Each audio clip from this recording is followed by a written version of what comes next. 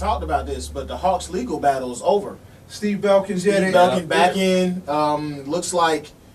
Looks like he's going to be a part of it. They're starting pretty much over from scratch. That's what it looks like. I've been reading. in terms of ownership group. Yeah, in terms of ownership group, they're pretty much back right where they started. Doesn't look like Steve Belkin will be bought out. That's still an option, but it looks like they're going to have to find a way to coexist and put the last 4 years behind him. So if you're a Hawks fan, that's good news because now you'll be able to attract more free agents. Not that you've really had a problem the last couple years in getting the guys that you needed or wanted, but now you don't have that whole black cloud of the Belkin fight hanging over you. So it looks like the Hawks are taking a step in the right direction, at least as far as the legal system and the courts see it. KSU Sports Radio. I want to talk a little bit about the Hawks as well. Of course, they signed Joe Johnson to a one-year deal. For next year, they release Mario West, and also, with the signing of Jamal Crawford, it pretty much solidifies the Hawks roster. Going into training camp, might be one spot open, but the thing I'm be interested to see this year, Mr. Morris, if the Hawks can take that next step. We always talk about the Hawks. They're going to make the playoffs, but can they get themselves out of that fourth spot? They're either going to get the fourth or the fifth spot. So now, with the squad they've put together now, will they be able to elevate themselves up to the third or even second spot? Yeah, that's, we've talked about that countless times here in the Owl's Nest, and I think in NBA, even more in other sports, it's the hardest league to better yourself. It's pretty much consistently the same teams in those top 3 to 4 spots in both divisions. You might have a year where a sleeper slides in, but consistently over a decade or so, it's the same teams. And the Hawks, with the Atlanta Spirit Group, it seems like they might be finding some sense of order there. I think it really lies in the ownership and their ability to manage the whole club, because I think the players have the ability to make that step, but whether they're run right as an organization, that's a huge distraction, and a lot of folks don't see that if they don't follow the teams, but that can be a huge distraction if there's bad ownership, and I think that's one of the big milestones that they have to overcome this year. Absolutely. Now they signed Joe Smith to a one-year deal as well.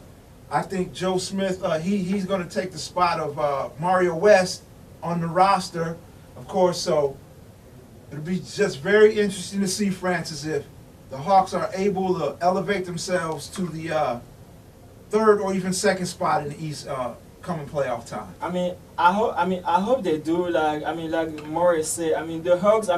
The player, they're good. I think what the Hawks need basically is, in this league, you don't have to be good. You have to be great in order to succeed. It's not about the playoff. It's about the ring. Who's about to go all the way to the playoff, make the playoff, and make the championship and win the ring? Because if you win 65 game, okay, let's say like the Cleveland, but they fell short. They fell short in the championship. What are you gonna say is that, okay, we won 60 game, and the other team is gonna say, okay, we won 55 game, but I still have the ring. So it's all about improving yourself, going all the way to the championship. And I think the Hawks, they have the potential, but they're good. But we want them to be great. They only need one more player. If they can have like just a little tips of sugar, that when you drink, the limit is 0.8. If you have 2.5 bottle of drink, you're gonna be 0.10, which means you have a DUI. So that's what we're looking for. We're looking at like a half bottle of drink for the group, basically for the Hawks to be great. That's a great metaphor, Francis. That's what I hope we can go to the game, basically like chanting, and hope they're gonna be able basically to knock off basically the Cleveland, knock off the Boston, and we can be what we used to be in the 90s. That's what I hope. Busy for the Hawks. One thing that I would like to see happen, and it probably won't, is I want to see in practice, I want to read a story the next day after a practice where Zaza Pachulia just gave Joe Johnson a sick right hook.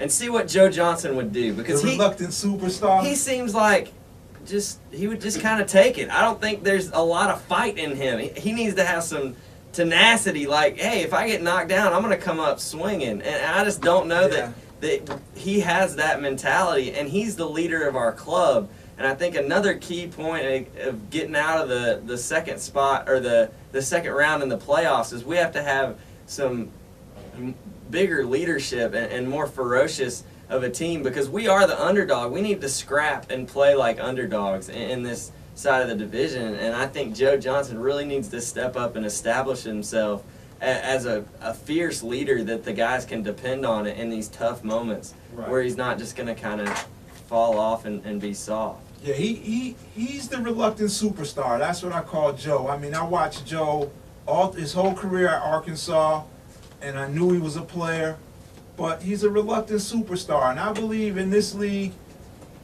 not only do you have to do it with your actions, you have to be somewhat verbal as well. And Joe is just a quiet kid from Arkansas. He's not going to say a lot. And sometimes that's what teams need. They need a vocal leader as well as a physical and emotional leader.